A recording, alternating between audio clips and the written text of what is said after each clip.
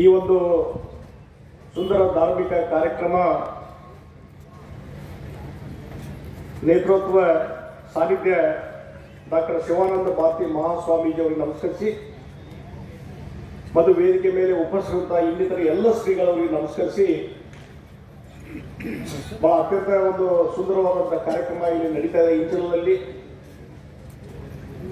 ದಿನನಿತ್ಯ ಲಕ್ಷಾಂತರ ಜನ ಭಕ್ತಾದಿಗಳು ಈ ಒಂದು ಧಾರ್ಮಿಕ ಸಮಾರಂಭಕ್ಕೆ ಬರ್ತಾ ಇರುವುದು ಬಹುಶಃ ಇಂಚಲ ಶ್ರೀ ಕ್ಷೇತ್ರದ ಮಹಿಮೆ ಎಷ್ಟು, ಮಹತ್ವ ಎಷ್ಟು ಅನ್ನುವಂಥದ್ದು ಇವತ್ತು ಇಡೀ ಜಗತ್ತಿಗೆ ತೋರಿಸುವಂಥ ಈ ಕಾರ್ಯಕ್ರಮ ಕೇವಲ ಕರ್ನಾಟಕದ ಭಕ್ತರು ಅಷ್ಟೇ ಅಲ್ಲ, ಮಹಾರಾಷ್ಟ್ರ ಇರ್ಬೋದು, ಆಂಧ್ರ ಇರ್ಬೋದು, ತೆಲಂಗಾಣ ಇರ್ಬೋದು, ಗೋವಾ ಇರ್ಬೋದು, ಈ ರೀತಿ ಹಲವಾರು ರಾಜ್ಯಗಳಿಂದ ಲಕ್ಷಾಂತರ ಜನ ಭಕ್ತಾದಿಗಳು ಇಲ್ಲಿ ಬಂದು ಪೂಜ್ಯ ಶ್ರೀಗಳವರ ದರ್ಶನ ಮತ್ತು ಅವರ ಒಂದು ಸಂದೇಶವನ್ನು ತೆಗೆದುಕೊಂಡು ತಮ್ಮ ಜೀವನದಲ್ಲಿ ಪುನೀತರಾಗುವಂತಹ ಒಂದು ಕಾರ್ಯಕ್ರಮ. ಈ ಕಾರ್ಯಕ್ರಮದಲ್ಲಿ ಇವತ್ತು ಭಾಗವಹಿಸುವುದು ನನ್ನ ಒಂದು ಸೌಭಾಗ್ಯ ಅಂತ ನಾನು ತಿಳ್ಕೊಂಡಿದ್ದೇನೆ. ಯಾಕಂದ್ರೆ ಇವತ್ತು ಹುಟ್ಟುಹಬ್ಬದ ಕಾರ್ಯಕ್ರಮ, ಪೂಜ್ಯ ಶ್ರೀಗಳವರ ಹುಟ್ಟುಹಬ್ಬದ ಕಾರ್ಯಕ್ರಮ. ಈ ಸಂದರ್ಭದಲ್ಲಿ ಇವತ್ತು ಅವರ ಆಶೀರ್ವಾದ ಪಡ್ಕೊಂಡಿದ್ದು ನನ್ನ ಸೌಭಾಗ್ಯ ಅಂತೇಳಿ ನಾನು ತಿಳ್ಕೊಂಡಿದ್ದೇನೆ. ಪೂಜ್ಯ ಸದ್ಗುರು ಡಾಕ್ಟರ್ ಶಿವಾನಂದ ಭಾರತಿ ಮಹಾಸ್ವಾಮೀಜಿಯವರ 85 ವರ್ಷದ ವರ್ಧಂತಿ ಮಹೋತ್ಸವ ಮತ್ತು ಶ್ರೀಗಳವರ 55ನೇ ವರ್ಷದ ಪೀಠಾರೋಹಣದ ಕಾರ್ಯಕ್ರಮ, ಅಖಿಲ ಭಾರತ ವೇದಾಂತ ಪರಿಷತ್ತಿನ 55 ವರ್ಷದ ಅದು ಬಹಳ ಮುಖ್ಯವಾದಂಥದ್ದು. ಮತ್ತು ಹಿಂದೆ ಈಗ ನಗರಗಳಲ್ಲಿ ದೊಡ್ಡ ದೊಡ್ಡ ಪಟ್ಟಣಗಳಲ್ಲಿ ಶಿಕ್ಷಣ ಸಂಸ್ಥೆಗಳನ್ನು ಪ್ರಾರಂಭ ಮಾಡಬಹುದು.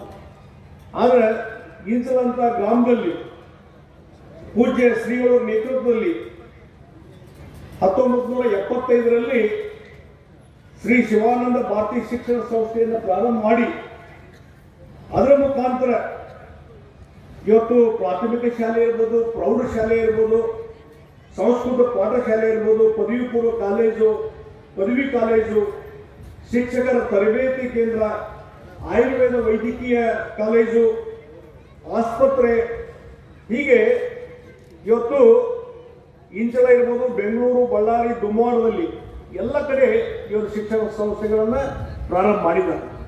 ಮತ್ತು ಮಕ್ಕಳ ಪ್ರಸಾದ ನಿಲಯ, ಹೀಗಾಗಿ ಸಾವಿರಾರು ಜನರಿಗೆ ವಿದ್ಯಾರ್ಥಿಗಳಿಗೆ ಪ್ರಸಾದ ನಿಲಯ ಮತ್ತು ಅಕ್ಷರ ದಾಸೋಹ, ಇದರ ಮುಖಾಂತರ ಇವತ್ತು ಒಂದು ಸಮಾಜದಲ್ಲಿ ಕ್ರಾಂತಿಕರವಾದಂತಹ ಹೆಜ್ಜೆಯನ್ನು, ಕ್ರಾಂತಿಕರವಾದ ಕೆಲಸವನ್ನು ಇವತ್ತು ಯಾರಾದರೂ ಮಾಡಿದರೆ ಈ ಒಂದು ಶಿಕ್ಷಣ ಸಂಸ್ಥೆ ಶ್ರೀಗಳ ನೇತೃತ್ವ ಅನ್ನುವಂಥ ಮಾತನ್ನು ಈ ಸಂದರ್ಭದಲ್ಲಿ ಹೇಳ್ತಾರೆ.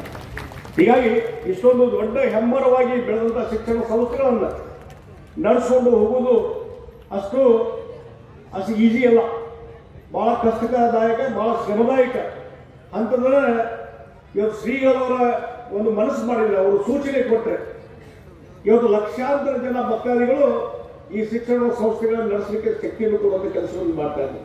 ಅದು ಪೂಜ್ಯ ಶ್ರೀಗಳವರ ಒಂದು ಶಕ್ತಿ, ಅವರ ಒಂದು ಹೆಚ್ಚಿನ ರೀತಿಯಾದಂಥ ಒಂದು ಜಾಗೃತಿ ಭಾವನೆ ಬಹುಶಃ ಭಕ್ತಾದಿಗಳು ಇದ್ದುದರಿಂದ ಈ ಎಲ್ಲ ಕೆಲಸ ಕಾರ್ಯಗಳು ಸರಾಗವಾಗಿ ನಡೀತಾ ಇದ್ದೇವೆ ಅನ್ನುವಂಥ ಮಾತನ್ನು ಈ ಸಂದರ್ಭ ಹೇಳ್ತೀನಿ. ಹೀಗಾಗಿ ಈ ಕೆಲಸ ಕಾರ್ಯಗಳು ಮುಂದುವರಿಬೇಕು. ಪೂಜ್ಯ ಡಾಕ್ಟರ್ ಶಿವಾನಂದ ಭಾರತಿ ಅಪ್ಪನವರು 85 ವರ್ಷ ಹಿಂದೆ ಒಂದು ಸಲ ಮಠಕ್ಕೆ ಬಂದಿದ್ದೆ, 3 ಸಭೆಯನ್ನು ಮಾಡಿದ್ರು ಇಲ್ಲಿ. ಆ ಸಂದರ್ಭದಲ್ಲಿ ಪೂಜ್ಯರ ಒಂದು ದರ್ಶನ ತೆಗೆದುಕೊಳ್ಳುವಂಥದ್ದು ಮತ್ತು ಅವರು ಆಶೀರ್ವಾದ ತೆಗೆದುಕೊಳ್ಳುವಂಥದ್ದು ಮತ್ತು 85 ವರ್ಷದಲ್ಲಿ ಸಹಿತ 85 ವರ್ಷ ಅತ್ಯಂತ ಗಟ್ಟಿಮುಟ್ಟಿಗೆ ಕ್ರಿಯಾಶೀಲವಾಗಿ ಇದ್ದಂಥ ಶ್ರೀಗಳು.